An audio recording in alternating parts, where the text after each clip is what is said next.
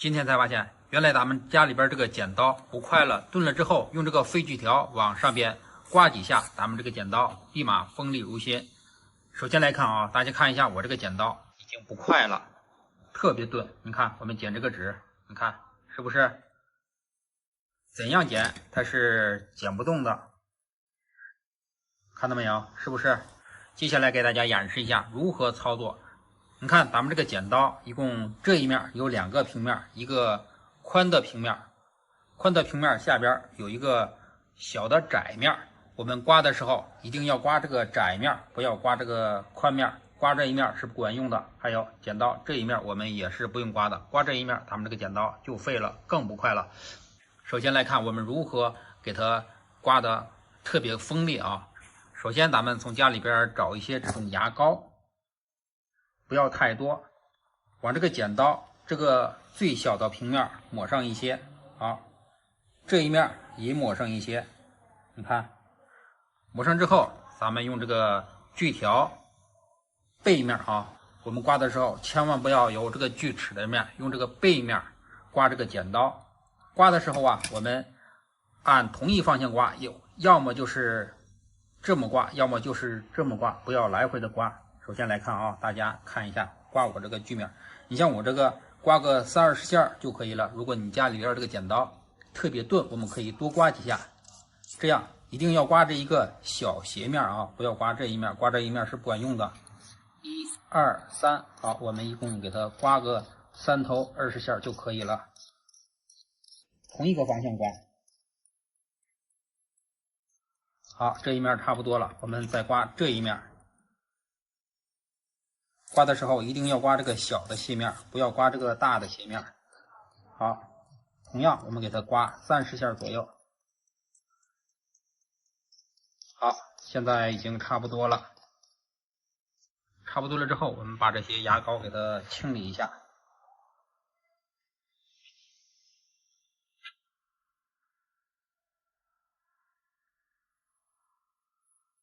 你看，咱们再来测试一下，这回这个剪刀就特别快了，看是不是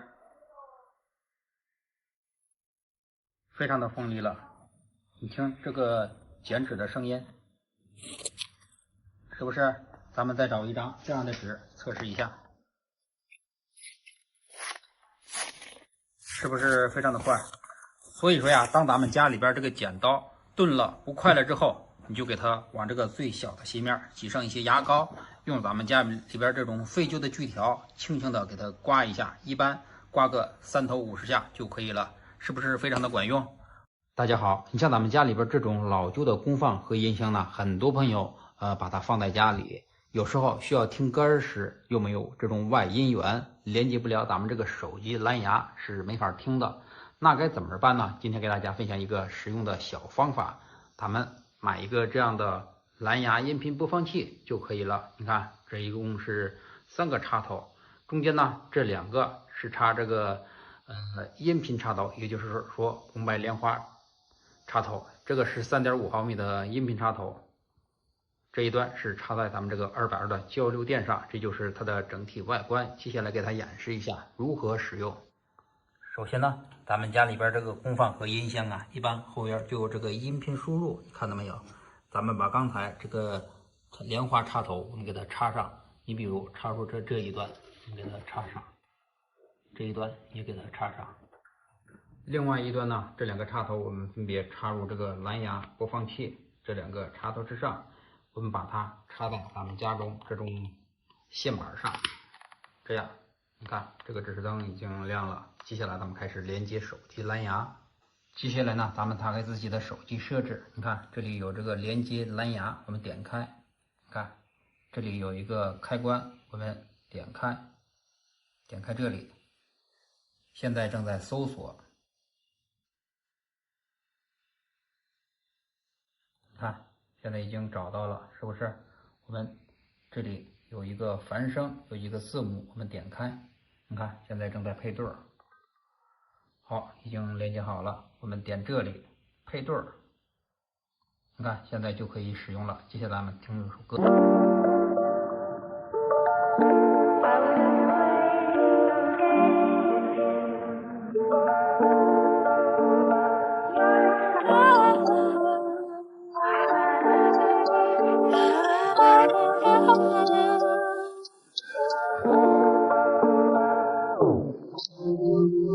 是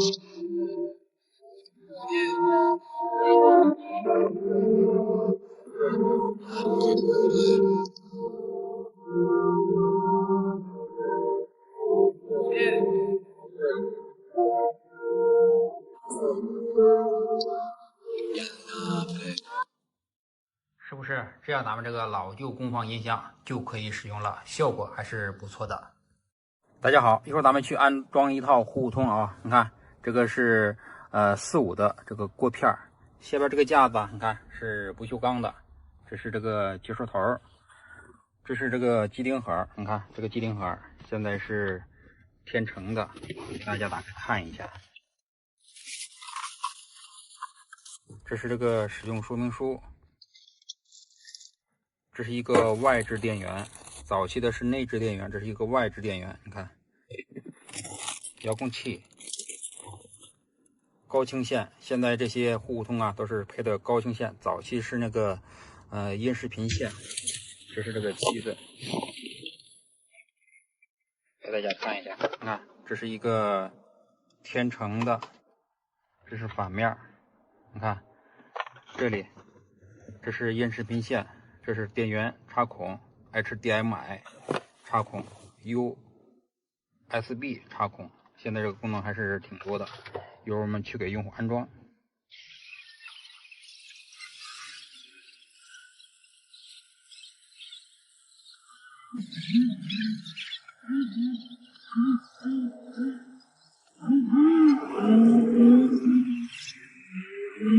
已到达啊！刚才花了点时间把这个方向已经对好了。这个对方向啊也是非常的简单，看到没有？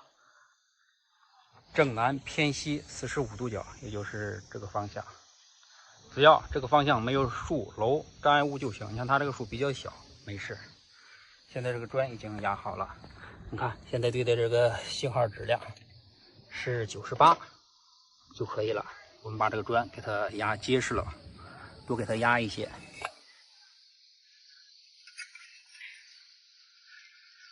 这个地方再给它压一下。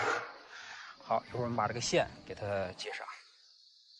好，这个砖咱们已经压好了，压好了之后，最后一步一定要给它套上一个矿泉水瓶，这样这里不容易晒烂就可以了。一会儿咱们下去装这个电视。好，咱们这个机顶盒呀已经连接好了，你看，现在我们摁这个红键继续安装，遥控器啊，摁这个红的，我们继续安装。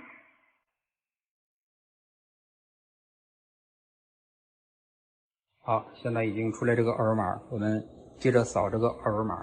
好，刚才这个信息啊已经上传了，你看，现在正在搜索，这个踩一条拖到头就可以了。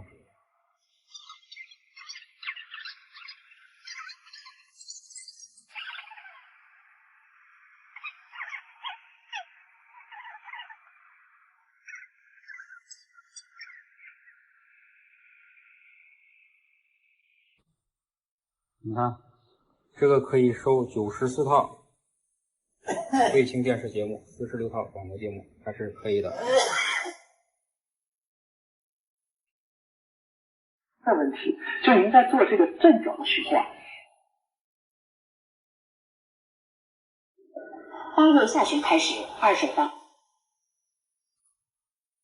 里面呢注满了水，用做饭的余温烧热，就可以洗脸啦、洗脚啦。行，还是不错的。今天才知道，原来咱们用烧过的木炭修补这个塑料件非常的结实耐用。接下来给大家演示一下如何操作。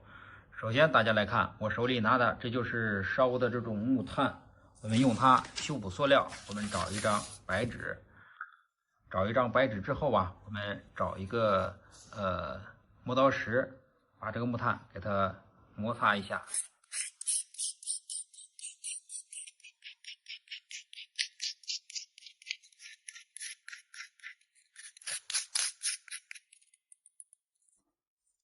你看，这就是这个木炭粉。一会儿咱们用这个木炭粉呢修补塑料。这是一个收音机的外壳，我把这里啊戳了一个洞，我们修补这个洞。首先修补之前，我们从家里边找一些这样的电工绝缘胶带，我们这样给它把这个洞给它粘上。粘着之后，我们倒过来，把刚才这些木炭，我们给它搁在这个洞里边。接下来我们滴入这个强力胶水，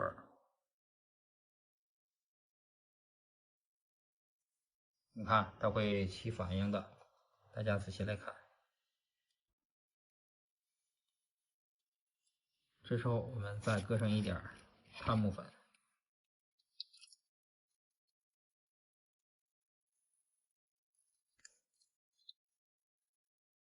好，我们等它凝固了之后就可以了。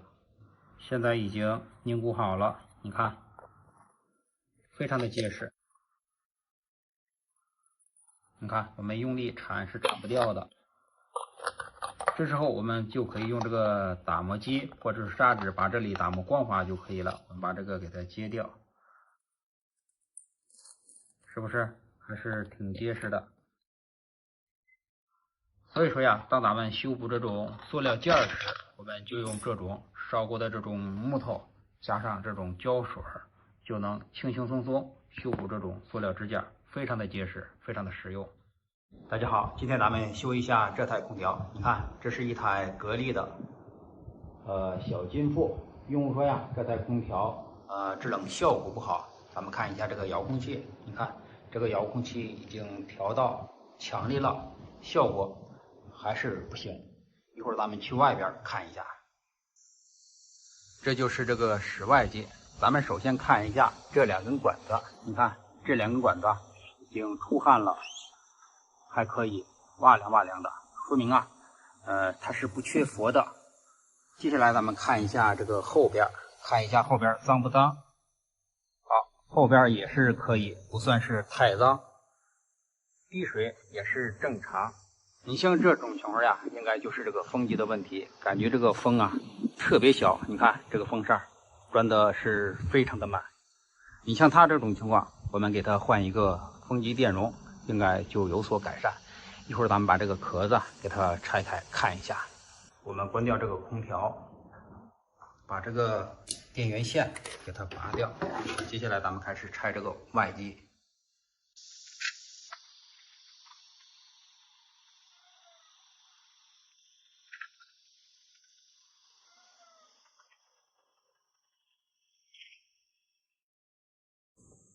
你看这个上盖我已经打开了。这就是这个风机电容，大家看一下，这是一个三维法的。这时候啊，咱们用这个偏口把这根线给它拔掉。拔掉之后，咱们用这个偏口给它放一下电，这样给它放一下电。好，放完电之后，接下来咱们用这个万用表测量一下这个电容的容量。我们把这个万用表打在电容档。好，我们测量一下。看一下它的容量是否不足。你看，现在才是0.083纳法。再测量一下，感觉有一些不准。你看，确实是没容量了，0.074纳法，说明它就是这个电容量不足引起的。它这个风机啊转速特别慢，散热不好造成的制冷效果不好。好，这时候我们把它拆下来，给它换一个电容。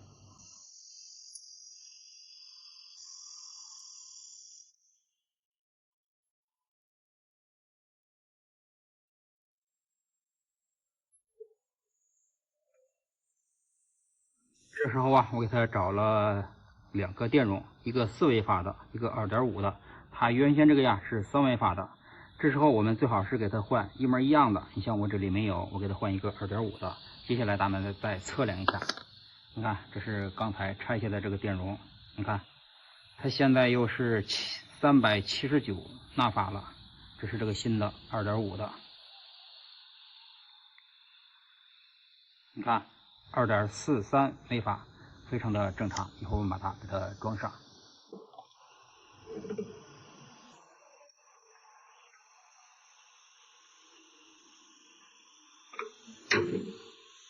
把这个线给它插上。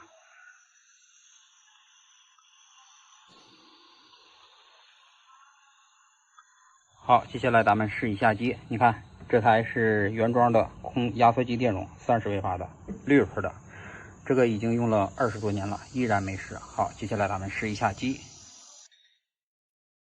好，这时候咱们去外边看一下外机。你看，现在这个外机，这个风机，这个风就大多了，转速明显的快很多。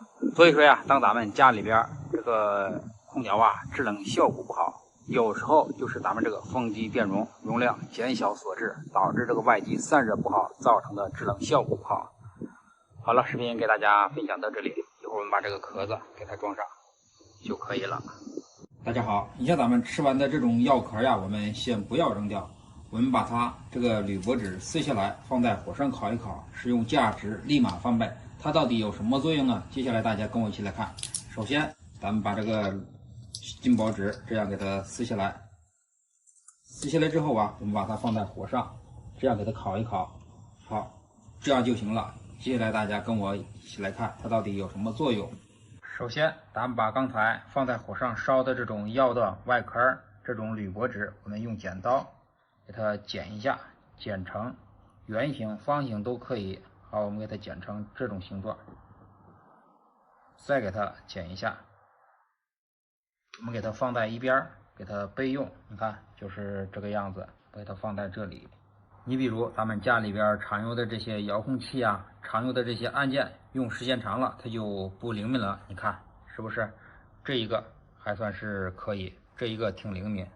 下边这一个，你看它就不管用了，是不是？这时候我们就可以打开，给它修复一下。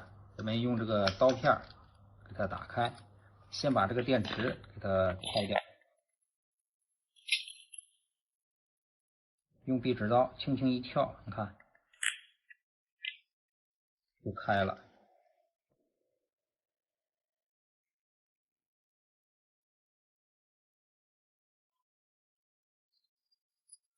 刚才咱们已经测试了，下边这一个按键不好使，把刚才这个铝箔纸我们给它粘在这上边。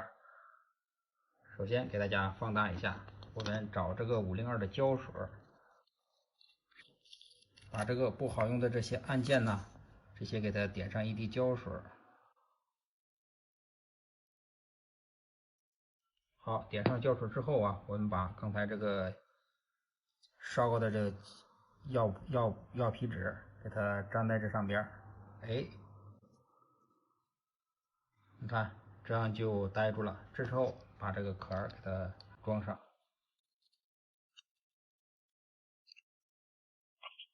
好，我们给它装上，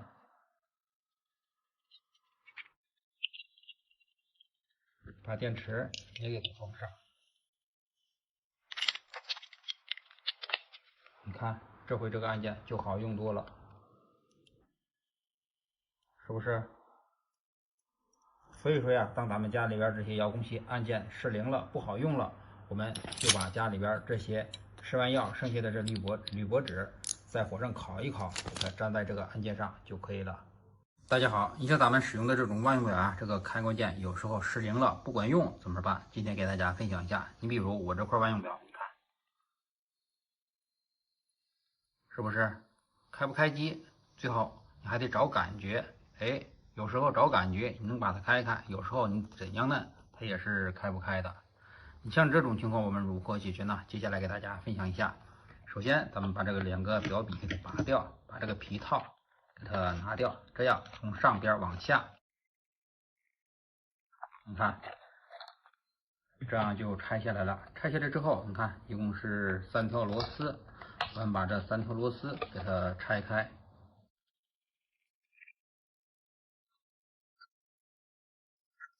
拆开之后，我们把这个盖子轻轻的往上一拿，你看就下来了，是不是？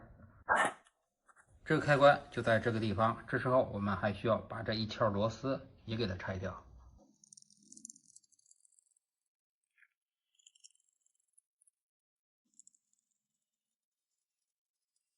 你看，这就是这个开关，它接触不好。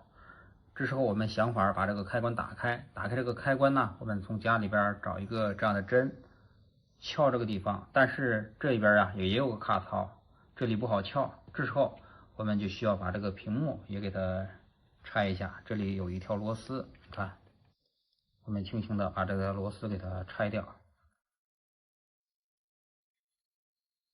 拆掉之后，我们把这个给它拿掉。好，现在就可以了。我们找这个针，撬这个卡槽，你看，这样就下来了。我们用手轻轻的往上一拿，这就是开关内部。我们把这个簧也给它拿出来。你看，它就是这里这个触点接触不上造成的。一会儿我们给它清洗一下。这时候我们从家里边找一个棉签，弄下一点棉花。我们找一个这样的铁丝儿或者电阻都可以，我们给它缠上。好，我们给它喷上一些酒精。我们给它清洗这个触点，它这个触点呢是在两边的，你看这边这个地方，我们给它清洗一下。这边也是有触点的。清洗完了之后，你看特别的黑，是不是？清洗完了之后，我们把这个也给它清洗一下。你看这里已经氧化了，我们给它清洗一下。它主要是这个开关接触不良。你看清洗完了之后，它就亮了。这一面也是一样。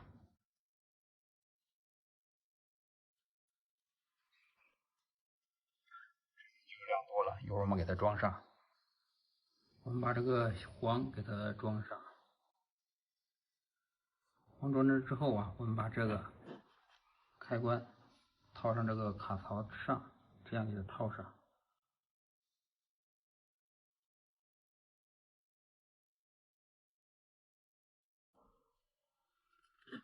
好，我们对正了，给它装上。装的时候，你看上边有一个孔，这个孔直接插入这个簧当中，这样往下一摁，看，这样就卡上了，是不是？我们把这个摁上之后啊，用螺丝刀把下边给它往里摁一摁，以免跑上来。上边也是一样，一定要给它摁入这个槽当中。摁进之后，我们试一下，你看还是可以的，是不是？一会儿我们装上电池试一下。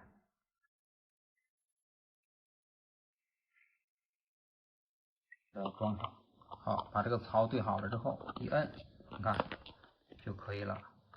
这时候我们先不要上螺丝，先试一下。你看，现在就好用多了，是不是？非常的好用。所以说呀，你像咱们家里边这种万用表，开关有时开，有时开不开，不好用了之后，你按照我这个方法操作一下就可以了。接下来我们把这螺丝给它全部装上。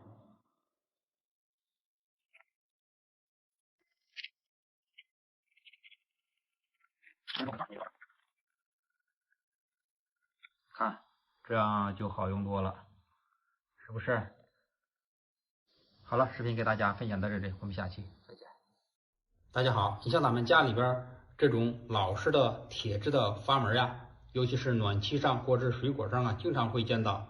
时间久了，这个阀门我们是打不开的，即使我们用这个锤子动动也是拧不开。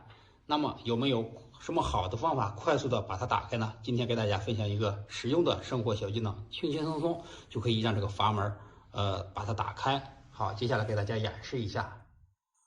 首先第一步，我们给它加一下热。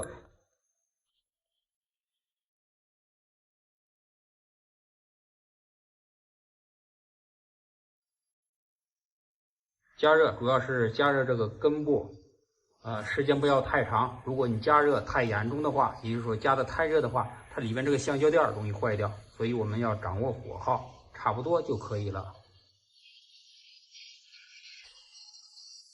一般这里长锈的比较严重。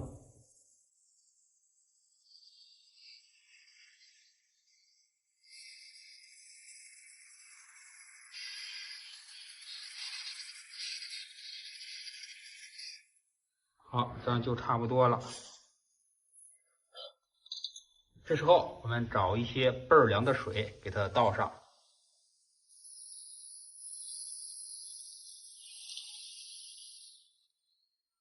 好，现在就差不多了。我们找上一个毛巾，给它拧一下。你看，这样它就能拧动了，是不是？轻轻松松就可以拧动了。我们再浇一些水，还有一些烫，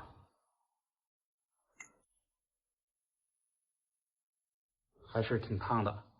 你看，我们这时候用这个阀门就非常简单了，轻轻松松就可以解决这个问题，是不是？这样这个阀门就可以轻轻松松拧动了。如果咱们家里边出现这种现象，你就用我这个方法，十分的管用，效果非常的好。不知道大家碰到这种情况是如何解决的呢？欢迎在评论区留言。突然都不知冷了呗？啊，我知不道，我看见红灯说扎白眼儿。星星的冰柜。都化了是吧？都化了，可不，那边我都擦着了，这边没擦。在捏木来着，我推出去了了。我说要不是那个电的嘛，问题。这个灯杆老咋不是不？啊，灯杆老咋不是不？我给你看看吧，说哪儿的问题？现在好像是压缩机没转，电源正常。首先我们把这个调温度的给它调到头，看一下压缩机能不能启动。你看现在已经调到强冷了，压缩机依然没动静。这时候我们把这个螺丝给它打开看一下。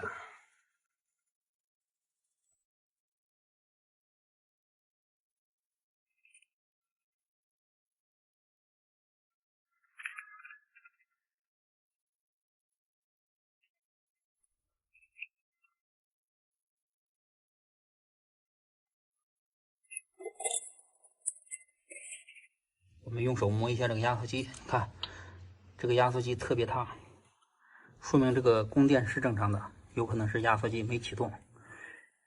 你看这个压缩机是华谊的，一会儿我们把这里给它打开，看一下里面这个启动器是否有问题。拔掉电源插头，找一把这样的一字螺丝刀，看到没有？我们把这里往外一翘。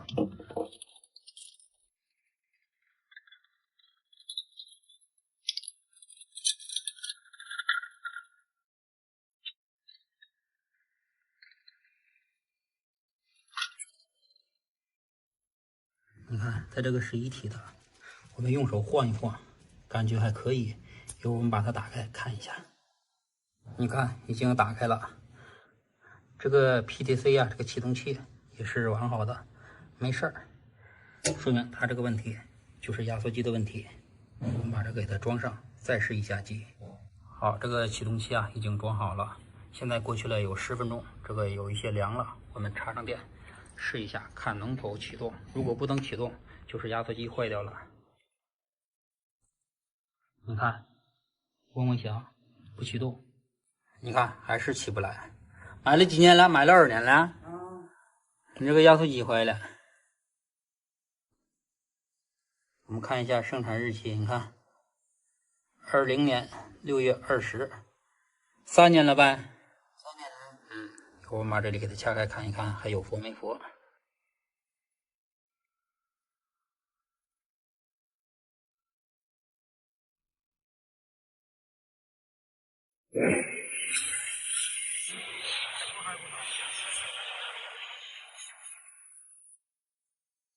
佛还挺多，这个说明没有漏，就是压缩机坏掉了，要修只能是换一个压缩机了。我看过。你说买的还也挺多，然后这里写个540，这条是这条这张你是486。这个牌了486的那个还2次。一天一车不？你们送货？对，一天一车。今天安装2台小米空调，1台柜机，1台挂机。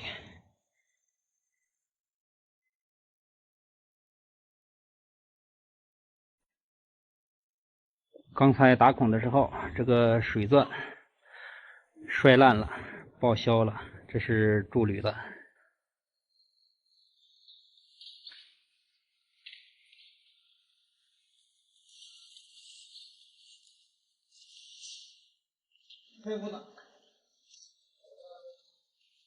就是这个孔，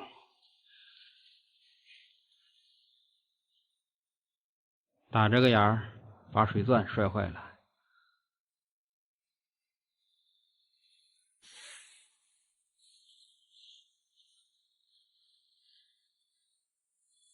这是这个挂机，35变频，制冷剂是 R32的。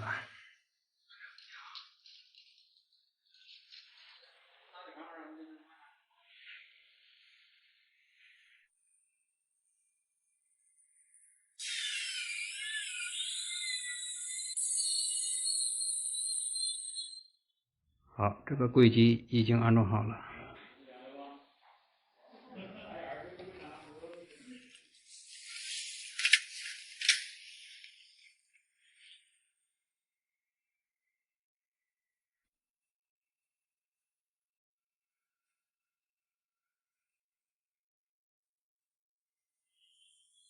感谢大家的观看。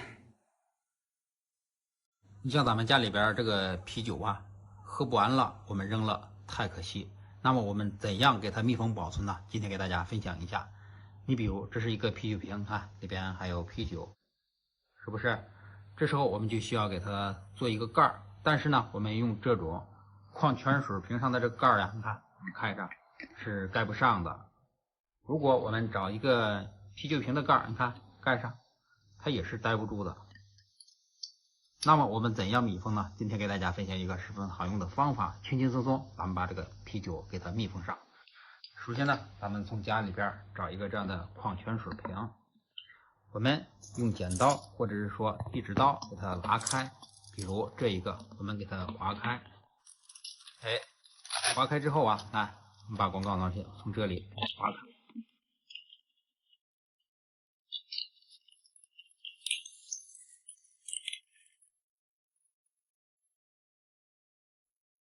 这样就划开了，划开了之后，咱们把它套在这上边，咱们就利用这个塑料热胀冷缩给它固定上。接下来咱们给它加热，加热也非常的简单，我们家里边找一个这样的热风枪就可以了。好，我们给它加热。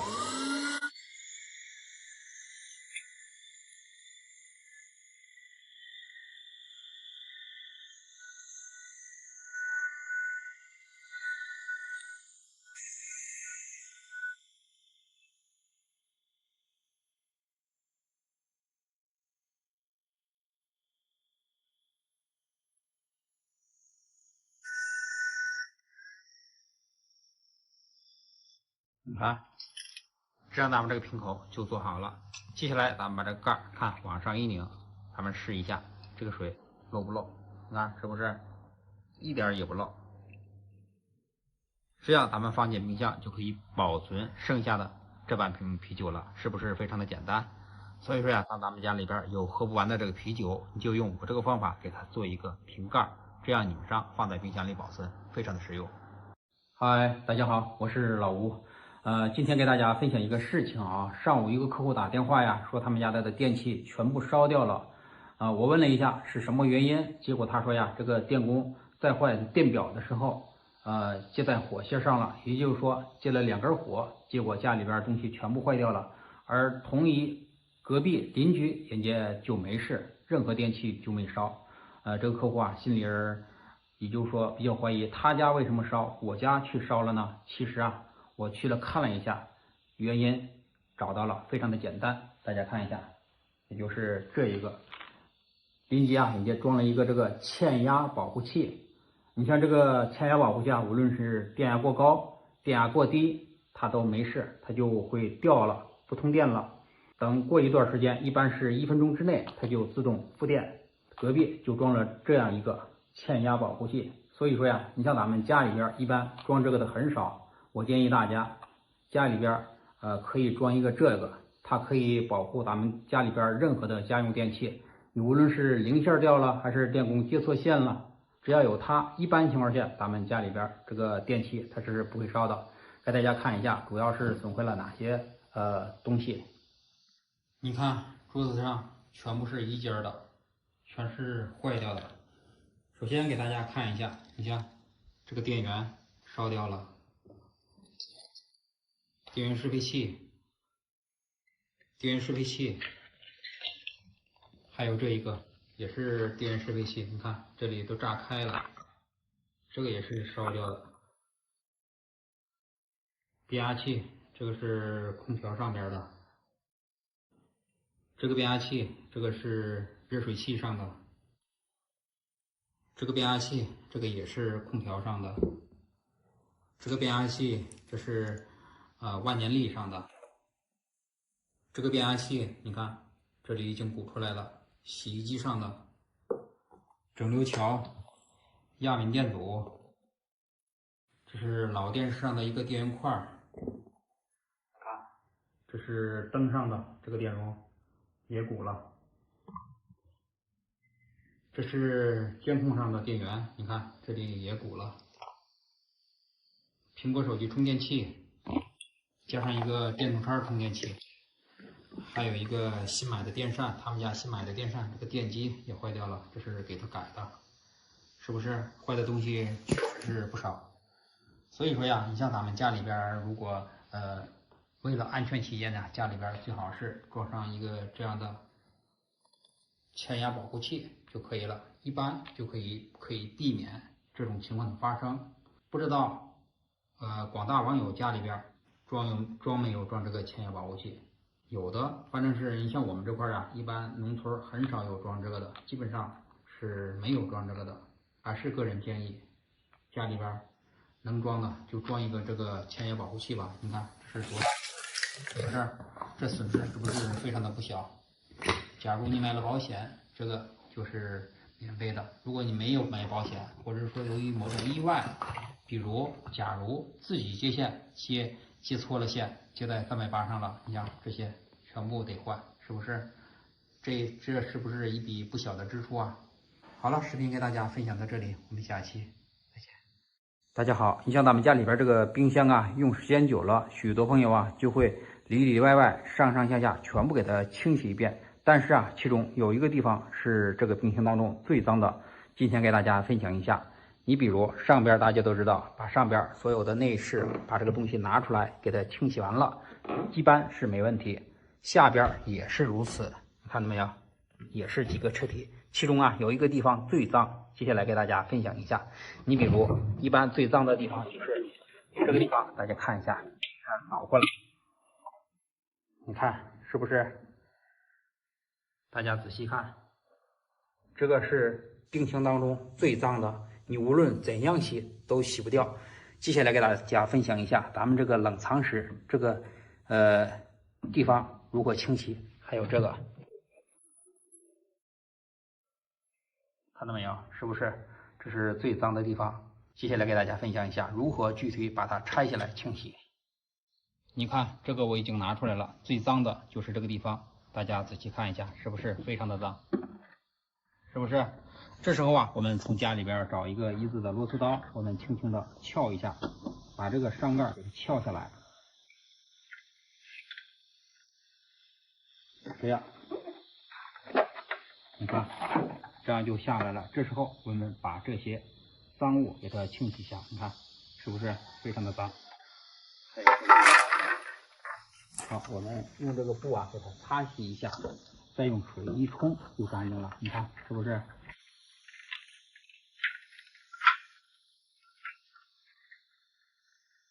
是不是这样就干净了？这个也是一样，这个也是我们给它擦洗一下，你看。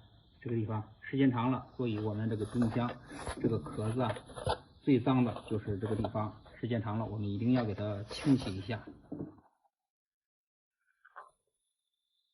擦了之后，用凉水一冲就可以了。这个也是一样，我们也是这样给它打开。就这样。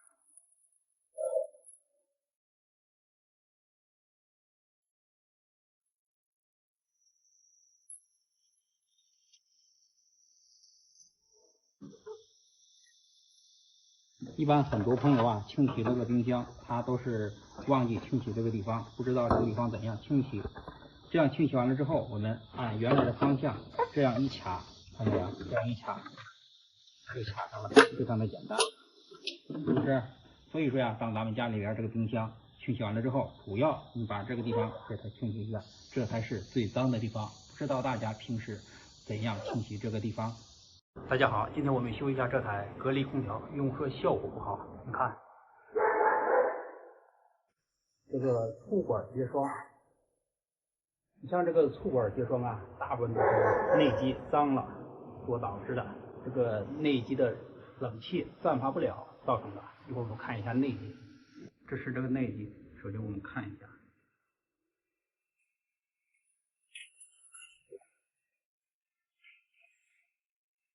看是一个格力的科派，这个风啊，一会儿有一会儿没有。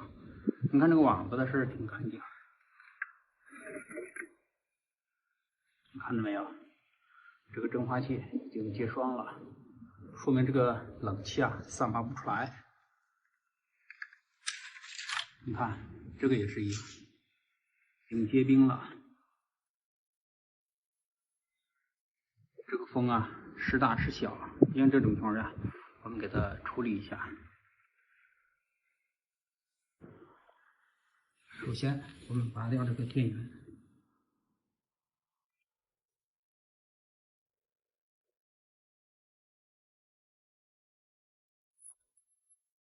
好，刚才花了点时间，把这个内机罩子已经给它套上了。我们简单的给它处理一下。你看下边我接了一个桶，这是这个连接管。你再看一下这个内机，看非常的脏，是不是？这就是内机这个冷气散发不了所造成的。好，一会儿我们找这个清水呀，给它冲洗一下。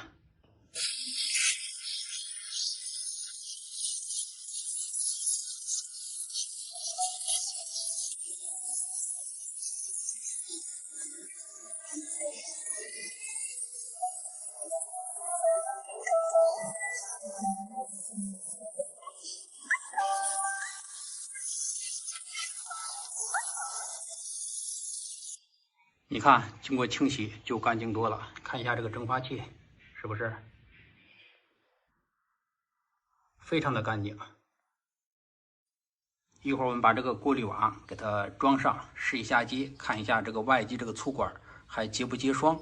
如果不结霜，证明就是这个内机脏引起的。开机。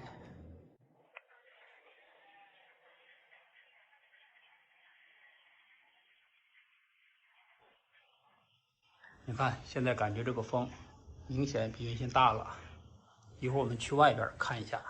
你看，这时这个空调就没事了，这个粗管就不结霜了。啊，是不是哇凉哇凉的出汗，证明就正常了。它这个主要原因就是内机这个冷气散不出去所造成的。好了，视频给大家分享到这里，我们下期再见。大家好，当咱们碰到这种螺丝，你看已经滑牙了，我们用这个螺丝刀，无论怎样做，它是打不住的，这样是卸不下来的。你像这种情况，我们该如何解决呢？今天给大家分享一个十分好用的小技巧，轻松的就把这条螺丝卸下来。首先，我们找这样一个钻头，把电钻上这个皮头，我们给它卸下来。卸下来之后啊，我们把这个钻头给它装上。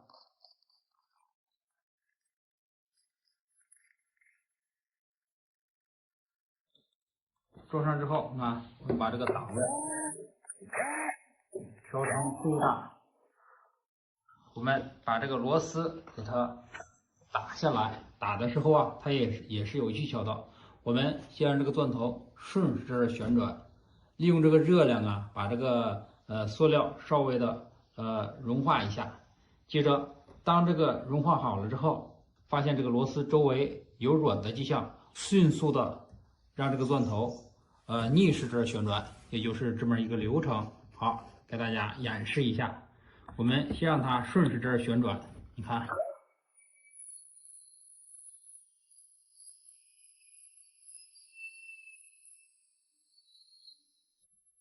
你看这里有软的迹象了，接下来我们倒过来，让它反时针旋转，这样是不是就轻松的下来了？所以说呀，当我们拆这种螺丝，利用这个热量迅速的让这个塑料啊有一些软的迹象。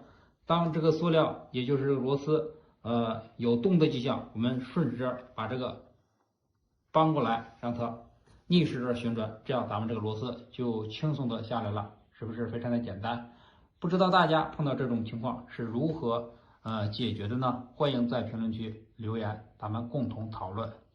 今天我们修这台空调，你看这空调用户已经拆开了，咱们来了之后连壳都不用拆了。这里已经烧成这样了，你看。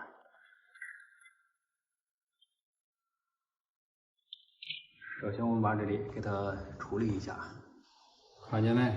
这个变压器没烧，这是变压器的初级扰阻，510欧。这里烧，主要是由于聚电器打火虚焊造成的。啊，变压器一点事没有，保险也没烧。好，刚才花了点时间把这里给它处理了一下，你看，保险换了，把这些铜箔呀全部给它处理了一下，应该没问题了。至少我们插上电试一下。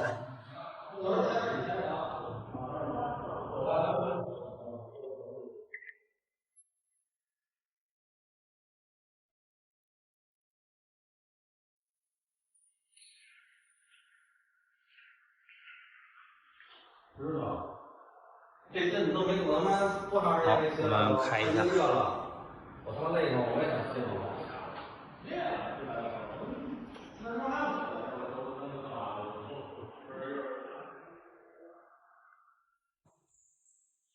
你看，这个风机已经转了，蒸发器也已经凉了。我们去外边看一下。